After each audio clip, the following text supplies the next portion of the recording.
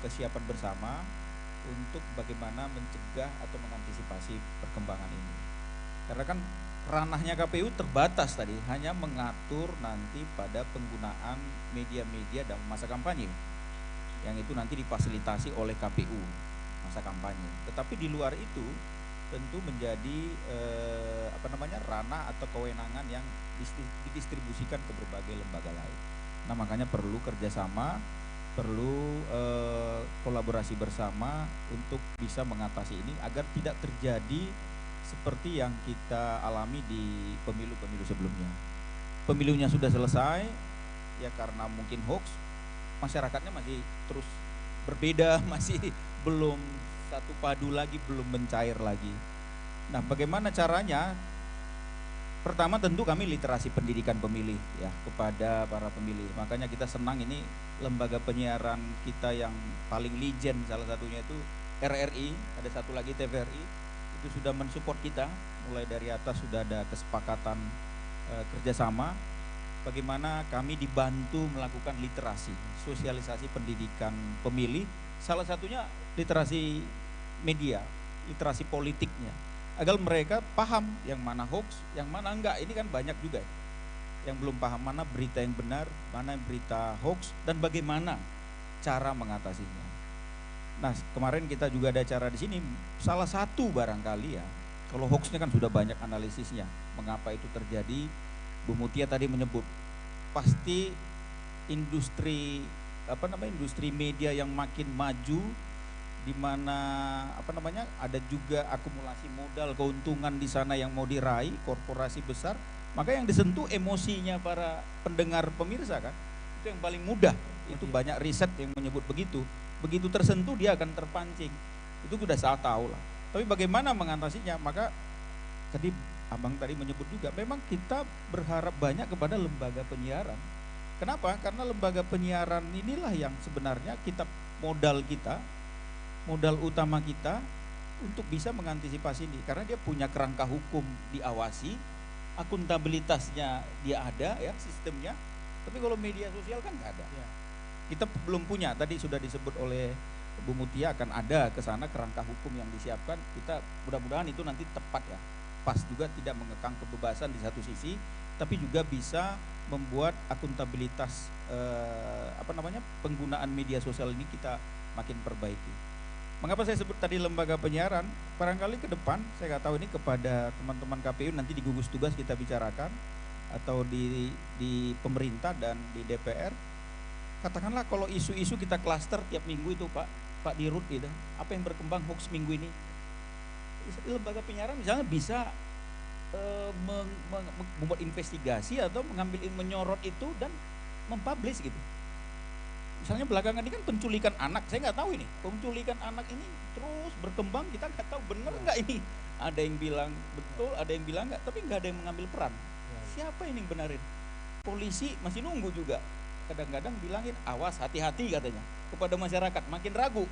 Nah ini maka saya bilang sebenarnya lembaga penyiaran bisa ngambil ini isu, cek and recheck berbagai stakeholder utama, lalu mendeklar bahwa ini begini loh sebenarnya. Misalnya itu ruang-ruang itu kan bisa kita barangkali optimalkan ke depan, apalagi dalam konteks politik.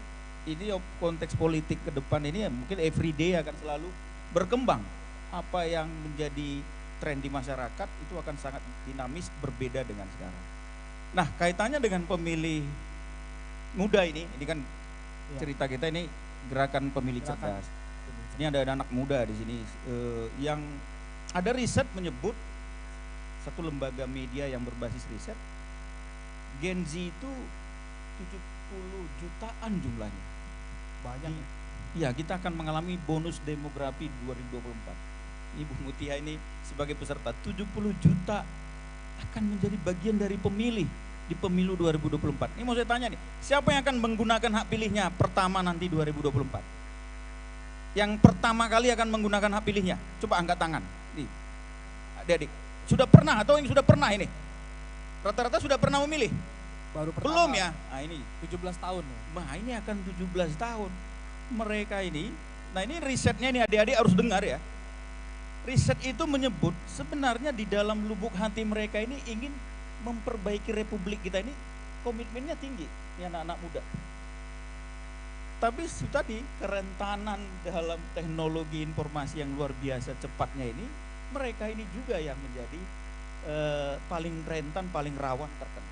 Nah oleh karena itu barangkali saya mendorong ini anak-anak muda, teman-teman, adik-adik, kalau terkait pemilu, terkait penyiaran kan itu paling tidak udah tahu lembaga-lembaga resminya. Kalau tentang pemilu KPU, maka seringlah saya ajak nih buka websitenya KPU. Kalau mau cerita pemilu, informasi kepemiluan, jangan buka website yang lain-lain yang kadang-kadang itu tadi memancing orang untuk aneh-aneh. Kita punya website kpu.go.id ya, punya juga media sosial KPU. Di sana tersedia informasi kepemiluan yang setiap hari itu diupdate sesuai tahapan pemilu. Misalnya jumlah partai pemilu 2024. Nah ini saya mau tanya, siapa yang tahu ini jumlah partai pemilu 2024? Adik-adik di sini, berapa jumlah partai? Siapa yang tahu? Bisa sebut jumlahnya berapa? Ya? Nah ini ada yang belum tahu, makanya ayo jangan terlampau banyak ngakses web sumber informasi yang sebenarnya tidak relevan bagi Anda untuk menggunakan hak pilih nanti.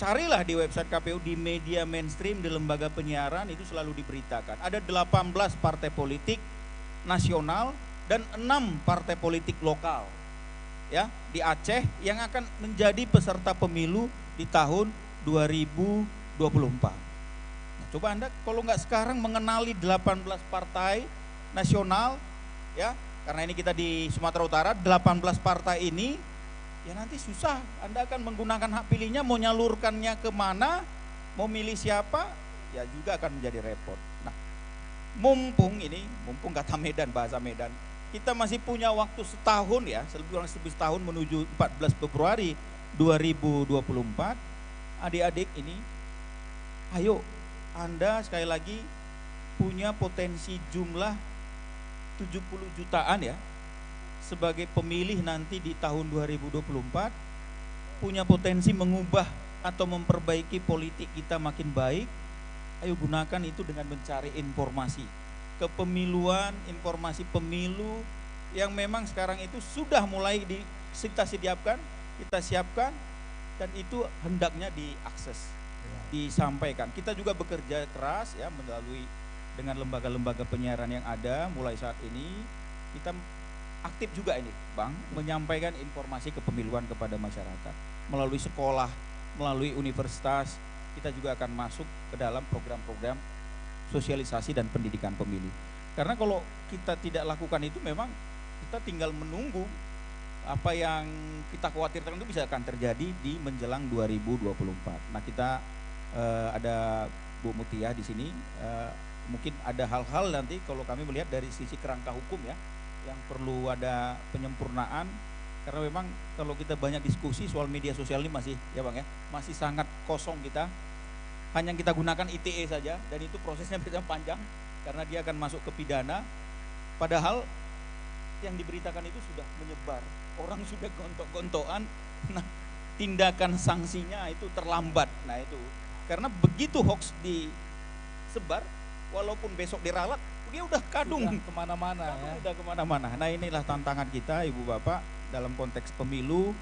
Kita berharap juga para peserta nanti partai politik ikut berkontribusi memberi literasi, sosialisasi kepada para konstituen bagaimana menggunakan hak pilih, bagaimana para pemilih menggunakan hak pilihnya dengan baik. Iya. Bang Benget mungkin bisa menjawab pertanyaan tadi, ada satu pertanyaan dari mahasiswa terkait gimana caranya mengembalikan semangat pemilih generasi muda. Terobosan-terobosan apa yang dekat dengan milenial gitu KPU yang lakukan ini? Ya terima kasih. Saya singkat saja ya. Anak-anak muda bacalah itu Soekarno, baca Hatta, baca Syahrir. Bagaimana mereka membangun politik untuk kemerdekaan kita. Itu ada heroisme di sana, ada apa ya, kepahlawanan yang menjadi darah kita membangun republik ini. jangan lagi membaca yang lain-lain, supaya ketika Anda mau bergelut dengan politik, dengan pemilu, itu menjadi kasanah pemikiran Anda gitu.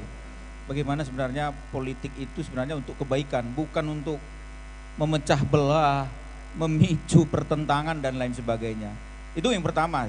Yang kedua, saya kira yang disebut oleh Bu Mutia, Pak Dirut, Bang apa tadi, ya self censorship. Saya kira ini bahasanya agak rumit. Kalau saya pinjam bahasa yang paling sederhana, kalau menggunakan media jangan baperan lah, jangan terus bawa perasaan, baca sesuatu belum apa-apa udah mau nimpu orang, benci ke orang gitu. Itu karena zaman kita adik-adik berubah ya sekarang itu, karena tadi semuanya langsung merangsek ke hal yang sangat private ya, masuk kepada media sosial kita yang sangat kita miliki secara pribadi. Maka nggak boleh lagi cara kita menggunakannya dengan cara-cara yang simplistis ya, langsung emosi, langsung bawa perasaan, langsung menyimpulkan, langsung membenarkan tanpa memverifikasi, apalagi itu terkait sesuatu yang sebenarnya sesuatu yang jauh dari jangkauan kapasitas kita untuk meyakini membuat itu benar ya. Ada seseorang misalnya dia kemampuannya dalam bidang sepak bola, dia nerima informasi tentang pemilu yang aneh-aneh langsung percaya. Aneh ini kan perlu cross check maksud saya, yang begitu-begitu ya. Karena kita ini pada dasarnya kan sangat terbatas di tengah-tengah era yang sangat luar biasa ini. Itu yang saya kira juga penting. Jadi jangan baperan, ini kan bahasa-bahasa program yang berlaku sekarang.